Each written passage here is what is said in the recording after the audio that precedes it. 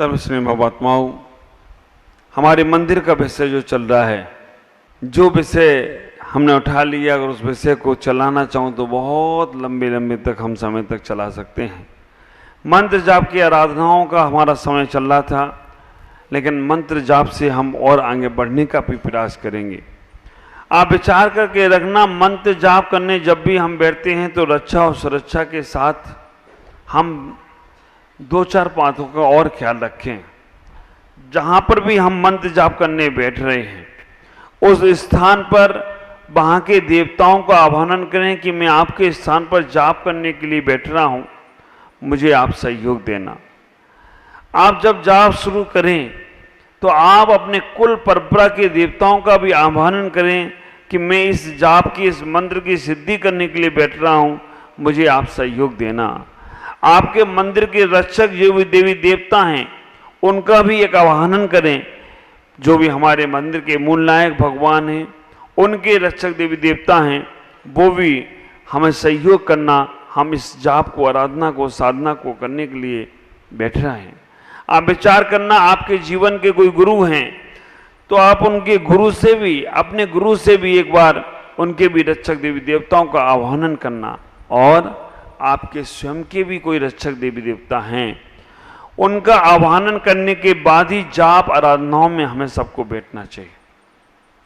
एक बात का और ख्याल रखें, हम नमोकार मंत्र का जब जाप करते हैं, नमोकार मंत्र की आराधना करते हैं, नमोकार मंत्र सबसे बड़ा मंत्र है और इसके अंदर 84 लाख मंत्र निकलते हैं। मंगलाचरण बहुत से लोगों को याद हो गया है जो क्लास में आ रहे हैं और जो क्लास में बैठ रहे हैं। बहुत से लोगों को याद है, बहुत से लोगों को याद नहीं होगा, लेकिन एक बार उच्चारण करेंगे। 84 लाख मंत्रों का दाता, ये अनादि आनंदन मंत्र है। 5 पद 35 अक्षर 58 मात्राओं से युक्त हैं। सम्मान पूर्वक जपने से ग्वाला भी परम पद को पाता है। अनंतानंद सिद्धों को नमन कर पंच परमेष्टि को ध्याता हूँ। 3 कम 9 करोड़ मुनिराजों को नमोकार में शीश झुकाता हूँ। नमोकार में शीश झुकाता हूँ। नमोकार में शीश झुकाता हूँ। ये पंच परमेष्टि मंत्र हमारे जीवन में सर्वोपरि होना चाहिए, सारे मंत्र बाद में, क्योंकि इसे अनादि आनिधन मंत्र बोलते हैं। और अनादि आनिधन मंत्र का मतलब है अनादि काल से चला आ रहा है, और आनिधन का मतलब है अनंत तक चलेगा, कभी निधन होने वाला नहीं। अनादि आनिधन, बहुत से लोग अनादि निधन मंत्र बोल देते हैं। अनादि निधन का मतलब है अनादि से तो आ रहा है लेकिन आगे निधन हो जाएगा, नहीं। अनादि आनिधन का मतलब है अनादि काल से चला आ रहा है और आनिधन इसका कभी समाप्त नहीं होगा, कभी नाश नहीं होगा। फिर आप लोग कभी कभी सुनते होंगे कि नमोकार मंत्र किसने लिखा, तो उत्तर आता है आचार्य पुष्पदंत भूतवली महाराज ने लिखा। आपको विचार करना है, आचार्य पुष्पदंत भूतवली महाराज इस नमोकार मंत्र के जनक नहीं है, केवल रचक है। जनक का मतलब वो है जन्म देने वाले, और रचित का मतलब है रचना करने वाले। नमोकार मंत्र तो अनादि आनिधन है, लेकिन पहले ऐसे नमोकार मंत्र नहीं बोलते थे। पहले नमोकार मंत्र को बोलते थे तो कोई बोलता था अरिहंत भगवान हम आपको प्रणाम कर रहे हैं, आपको नमोस्तु बोल रहे हैं। हम सिद्ध भगवान को भी नमोस्तु कर रहे हैं, आचार्य परमेष्टि को हम प्रणाम कर रहे हैं, वंदना कर रहे हैं। अलग अलग तरीके से बोला करते थे। जिनको जिसकी जरूरत होती थी उनका नाम बोल देता था। पढ़ने के लिए जाएं तो उपाध्याय भगवान आपको हम प्रणाम कर रहे हैं, नमस्कार कर रहे हैं। साधु के पास जाएं तो उनको अलग से नमस्कार करते थे, कोई ऐसे लिपिबद्ध क्रमबद्ध नहीं बोला करता था। पांचों परमेष्ठियों के नाम एक साथ नहीं लेते थे। आप लोगों को कोई भी तीर्थंकर नमोकार मंत्र नहीं पढ़ता है, मालूम? कोई भी तीर्थंकर नमोकार मंत्र नहीं पढ़ता है।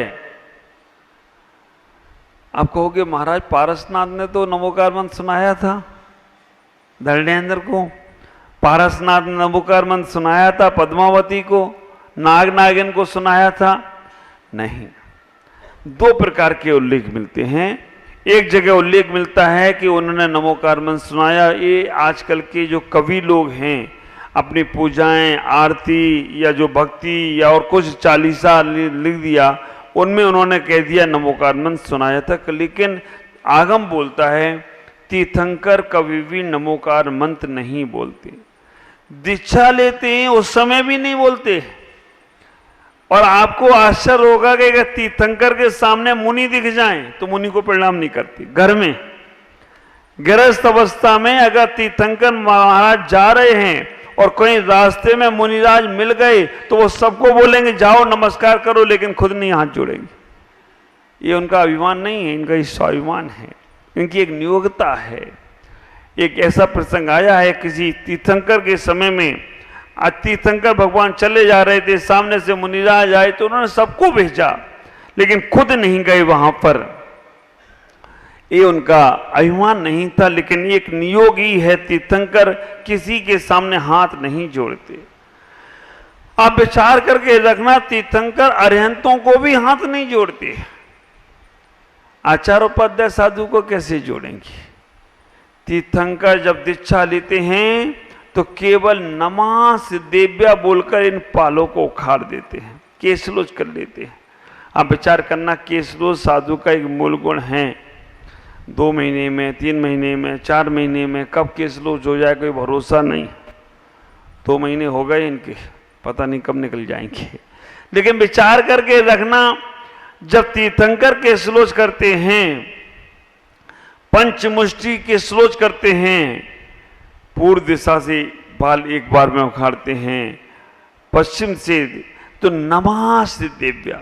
हम लोग जब भगवान की दीक्षा करते हैं उस समय केवल नमः सिद्धेभ्य, सिद्धों को नमस्कार हो, क्योंकि हमारा लक्ष्य सिद्ध बनने जैसा है, हमारा लक्ष्य सिद्ध जैसे बनने का है, इसलिए सिद्धों को ही नमस्कार करते हैं। मैं आप सबसे कहूंगा, कभी सिद्ध क्षेत्र की वंदना करने जाओ तो पूरे पहाड़ पर या पूरी वंदना में केवल एक ही शब्द मन में उच्चारण चलना, नमः सिद्धेभ्य, नमः सिद्धेभ्य, नमः सिद्धेभ्य।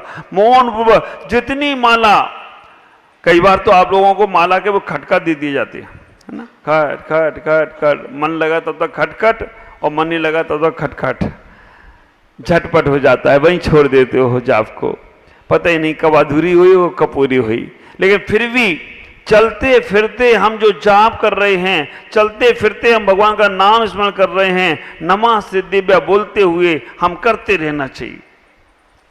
पहाड़ पर चलते जाएं और नमः सिद्धेभ्य बोलें, जब भी सिद्धों की वंदना करें नमः सिद्धेभ्य बोलें, क्योंकि सिद्ध परमेष्ठी को ही हमें नमस्कार करना है, हमें सिद्ध बनने का लक्ष्य है। आप विचार करना, पांचों परमेष्ठियों को हम क्यों नमस्कार करते हैं? हम नमोकार मंत्र पढ़ते हैं, लेकिन पांचों परमेष्ठियों को क्यों नमस्कार करते हैं, इसका हमने आज तक लॉजिक नहीं जाना। सब करते हैं तो महाराज हम भी कर लेते हैं, सब पढ़ते हैं तो हम भी पढ़ लेते हैं, और कहीं कहीं तो हम कहेंगे कि हमारे वो भगवान है इसलिए नमस्कार करते हैं, कहीं कहीं लोग कहेंगे हमारे परमेष्ठी हैं इसलिए नमस्कार करते हैं, हमारे गुरु हैं इसलिए नमस्कार करते हैं। लेकिन इसमें और कोई लॉजिक है? मेरे गुरुदेव आचार्य भगवान पुष्पदंत सागर जी महाराज जो बात भी करते हैं बड़े लॉजिक से करते हैं, उन्हीं का चिंतन है। आप विचार करके रखना, पांचों परमेष्ठियों को हमने नमोकार मंत्र पढ़कर नमस्कार किया, क्यों? सिद्ध भगवान, अरहंत भगवान, तीर्थंकर भगवान नहीं करते हैं। पारसनाथ ने जो नमोकार मंत्र सुनाया आप लोग पढ़ते हैं, लेकिन वहां नमोकार मंत्र नहीं सुनाया। ऐसा उत्तर पुराण ग्रंथ में आया है कि नमोकार मंत्र सुनाया, पारोत्तर पुराण में आया है, उन्होंने संबोधन किया। उन्होंने कहा कि नाग नागिन जब तड़प रहे थे तो उन्होंने कहा, हे नाग, हे नागिन। पारस कुमार युवावस्था में थे, भ्रमण के लिए निकले। उन्होंने कहा अब तुम भगवान की शरण में जाओ, तुम अरिहंत भगवान का स्मरण करो, तुम सिद्धों का स्मरण करो, अरिहंत और सिद्धों का चिंतन करो, तुम्हारी गति सुधर जाएगी, क्योंकि वही शाश्वत गति है, उसी गति में जाना है। तुम अपने मन के संकलेश परिणाम दूर करो। किसी ने तुम्हें नहीं जलाया, तुम्हारे कर्म ने ही तुम्हें जलाया है, ऐसा संबोधन किया। कोई तुम्हारा कुछ नहीं बिगाड़ सकता, तुम्हारी आत्मा शाश्वत है, तुम अपनी शाश्वतता का ध्यान करो, आप अरिहंत और सिद्ध का चिंतन करो, ऐसा संबोधन किया। लेकिन वो संबोधन करते करते पंच परमेष्ठी का ध्यान किया, पंच परमेष्ठी सुनाया, इस बात उल्लेख में आ जाती है। लेकिन तीर्थंकर कभी भी पांच परमेष्ठियों का नाम नहीं लेते, अरिहंतों का भी नहीं नाम लेते, केवल सिद्धों का ही नाम लेते हैं। दीक्षा के समय भी नमः सिद्धेभ्य बोलते हैं। लेकिन आप लोगों को ऐसा नहीं करना है। नहीं को महाराज हमें भी सिद्ध बनना है तो हम भी कल से नमो सिद्धानम करेंगे, क्यों हमें अरिहंत बोले, क्यों हम आचार्य बोले। इसके मतलब को समझने का प्रयास करो। हम पांचों परमेष्ठियों को यहां नमस्कार क्यों कर रहे हैं? नमो अरिहंताणम हम इसलिए बोल रहे हैं, नमो अरिहंताणम हम इसलिए बोल रहे हैं, अरिहंत भगवान ही हैं जिन्होंने हमें मार्ग बताया। आप विचार करके रखना, अगर अरिहंत भगवान नहीं होते तो हमें सिद्धों का परिचय कौन कराता? हम सिद्ध बनना है इसका लक्ष्य कौन बनवाता? अरिहंत की दिव्य देशना खिरी, अरिहंत भगवान की शाश्वत दिव्य देशना खिरती थी, खिरती है और खिरती ही रहेगी। पंचम काल है यहाँ भरत क्षेत्र में, ऐरावत क्षेत्र में, यहाँ काल परिवर्तन होगा, तब तीर्थंकर नहीं मिलेंगे। लेकिन तीर्थंकरों का अभाव नहीं होता है कभी किसी काल में। यहाँ पहले काल में तीर्थंकर नहीं मिलेंगे, दूसरे काल में तीर्थंकर नहीं मिलेंगे, तीसरे काल में तीर्थंकर नहीं मिलेंगे। आदिनाथ भगवान हुए, हुंडा सर्पणी काल का दोष था, क्योंकि आदिनाथ तीसरे काल में हुए और तीसरे काल में चले गए। चौथे काल में ही तीर्थंकर होते हैं। पांचवें काल में तीर्थंकर नहीं मिलेंगे, छठम काल में तीर्थंकर नहीं मिलेंगे। इसका मतलब तीर्थंकर होना बंद। शाश्वत तीर्थंकर कहां होते हैं? कहां होते हैं? विदेश क्षेत्र में। कि हाँ कोई भी काल परिवर्तन होता रहे, लेकिन विदेश क्षेत्र में हर समय तीर्थंकरों का सद्भाव रहता है। वहां पर हमेशा तीर्थंकर भगवान का विचरण होता है। और अभी अगर हम जो है अरिहंत बोल रहे हैं, वो तीर्थंकर और अरिहंत में कोई ज्यादा अंतर नहीं है। क्या अंतर होगा? तीर्थंकर और अरिहंत और सिद्ध तीनों भगवान की प्रतिमाएं मंदिर में बनती हैं, उन्हें जिन चैत्य बोलते हैं। तीर्थंकर की प्रतिमा, अरिहंत की प्रतिमा और सिद्ध की प्रतिमा को आपको पहचानना है तो दूर से पहचान सकते हो। जिनके बाल हैं घुंघराले, नख हैं अच्छे, वो अरिहंत की प्रतिमा है। बाल भी होंगे जिनके और नख भी होंगे जिनके, वो अरिहंत की प्रतिमा हैं। तीर्थंकर की प्रतिमा, बाल भी होंगे, नख भी होगा। और जो यहां आप देखते हैं हर प्रतिमा में श्रीवत्स बोलते हैं जिसको, वो तीर्थंकर की ही प्रतिमा में होता है।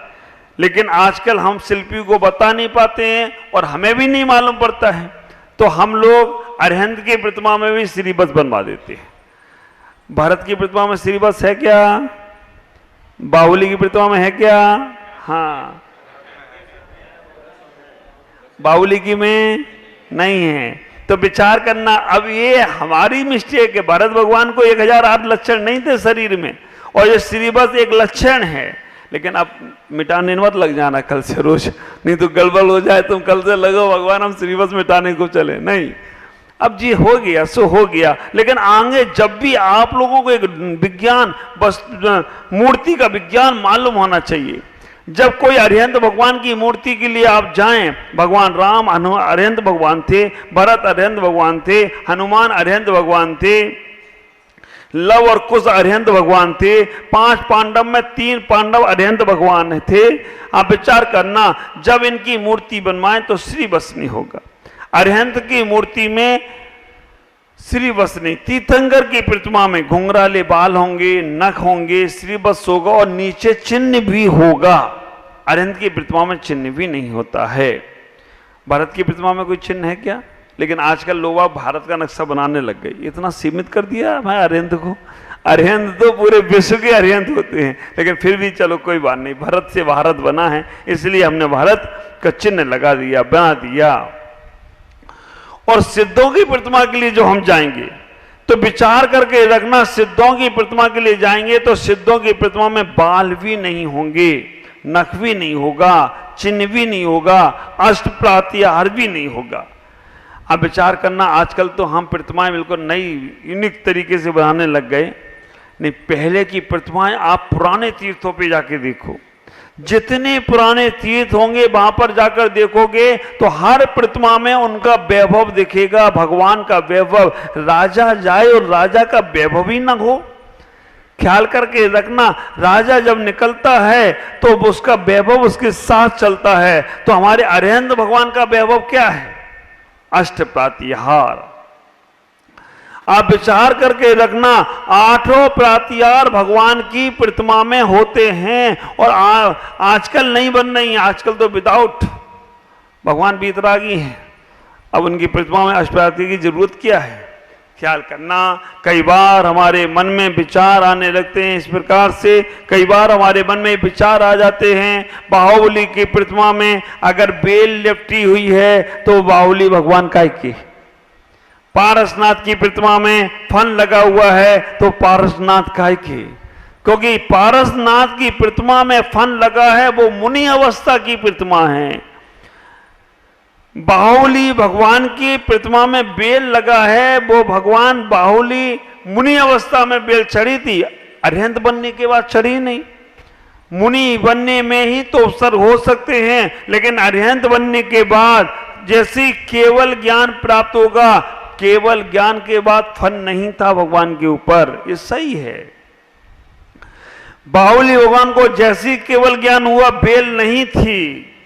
लेकिन कुछ लोग बेल लगी प्रतिमा को नमस्कार नहीं करते हैं, कुछ लोग फल लगे पार्श्वनाथ को नमस्कार नहीं करते हैं। वो कहते हैं कि एक धागा डाल दिया गया प्रतिमा पर तो प्रतिमा को नांग गए थे अकलंक स्वामी, तो फिर हम बेल लगी प्रतिमा को नमस्कार।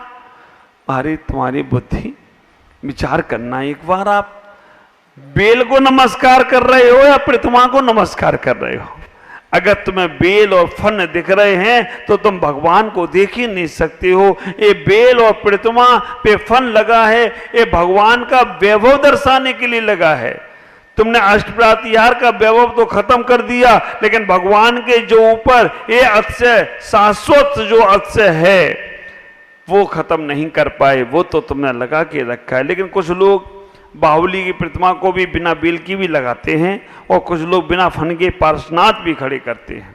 इतना ही कहूँगा कि आप अपने जीवन को नमोकार मंत्र की साधना से जोड़ें, क्योंकि नमोकार मंत्र जैसा कोई और दूसरा मंत्र नहीं है, इसलिए नमोकार मंत्र सर्वश्रेष्ठ है, उसे अपने जीवन में उतारने का जरूर प्रयास करें। आज इतना ही।